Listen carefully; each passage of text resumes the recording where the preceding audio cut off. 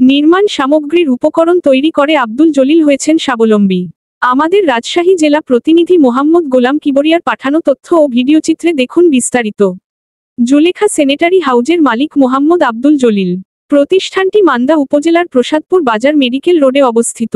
এখানে কংক্রিটের তৈরি পার্কিং টাইলস, ভেন্টিলেটর, পিলার, বন্ধু চুলা, রিংপাট সহ বাড়ি নির্মাণের যাবতীয় সামগ্রী পাওয়া যায়।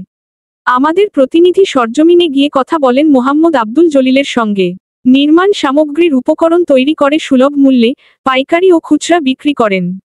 নির্মাণ সামগ্রীগুলো খুচরা এবং পাইকারি নিতে অনেক দূর দূরান্ত থেকে মানুষ আসেন তার কাছে। এই সব নির্মাণ সামগ্রী বিক্রি করে তার পরিবার চলে। এখানেই এই এলাকার কয়েকজনের কর্মসংস্থানের ব্যবস্থাও করেছেন উনি। তাদের পরিবারও স্বাচ্ছন্দ্যভাবে চলে।